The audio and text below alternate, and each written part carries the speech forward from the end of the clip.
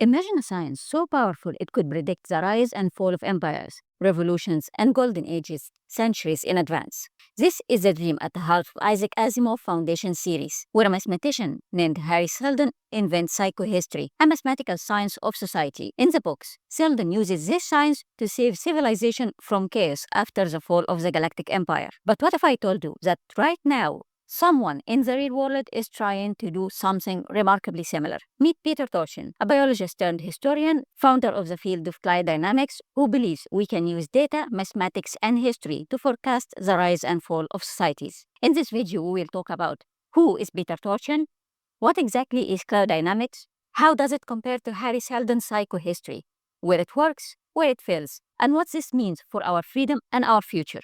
Let us begin.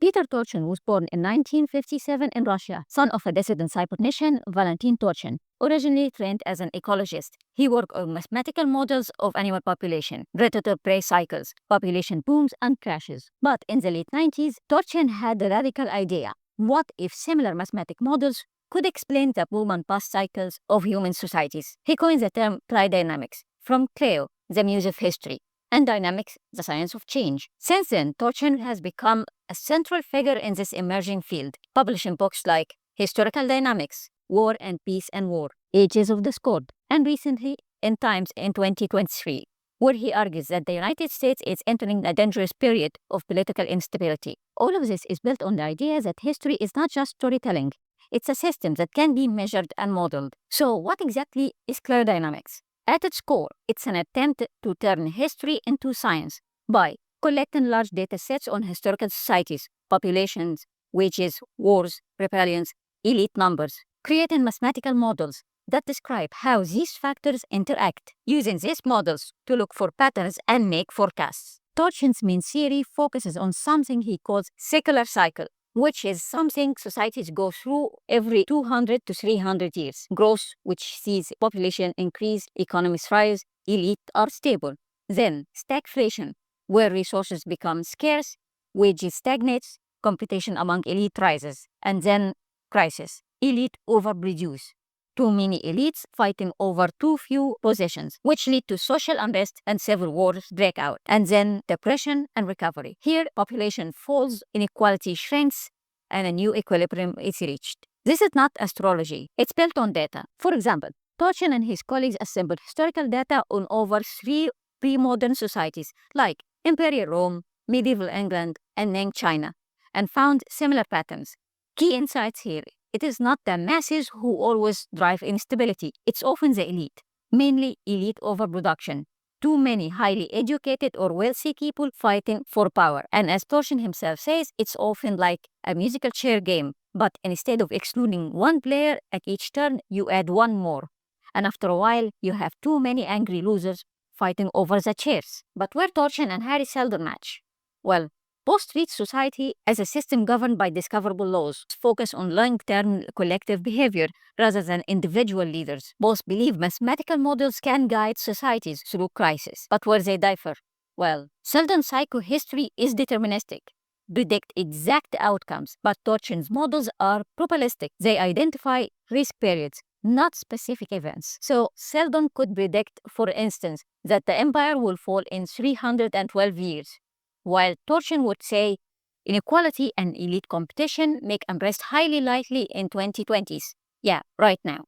But does it actually work? Well, that's the million-dollar question. Can cliodynamics really forecast the future? Here's a famous case. In 2010, Turchin published an article predicting that America would see rising instability around 2020, driven by elite overproduction, falling wages, and social polarization.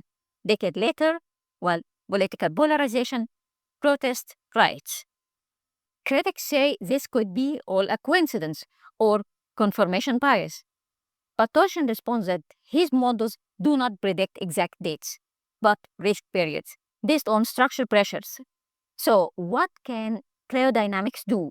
Well, it can show rising inequality and overproduction historically lead to unrest, identify when societies enter high-risk phases, But what it cannot do is predict random shocks, pandemics, or assassinations, or forecast the exact events or outcomes. It is closer to forecasting the weather than fortune telling.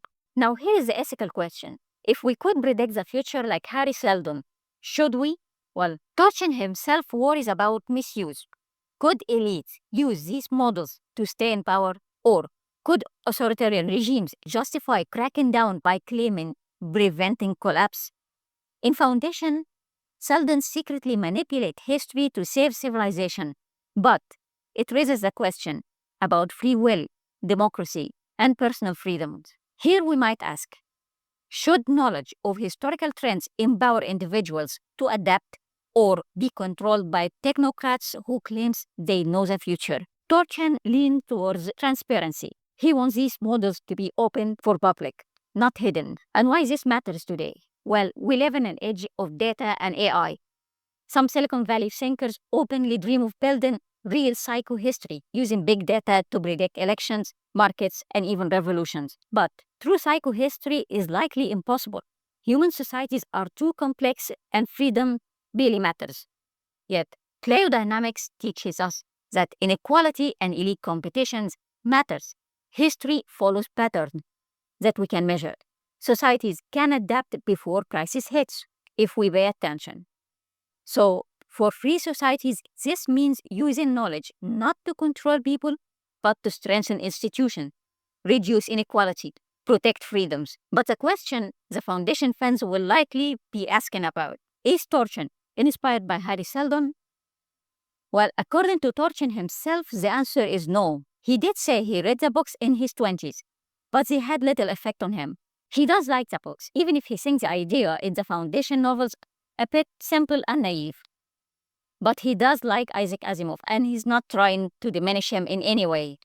Me personally, I think the reason may be the writing style of the books, not the idea itself.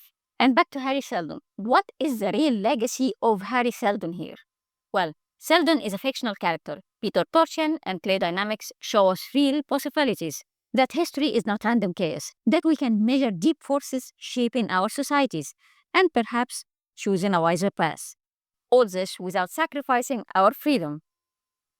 So, we may never predict history like Seldon, but understanding why societies rise and fall might help keep ours healthy. And if you enjoyed this video, don't forget to like and subscribe. And remember, history doesn't repeat, but it often rhymes. Thank you all, and see you in the next one.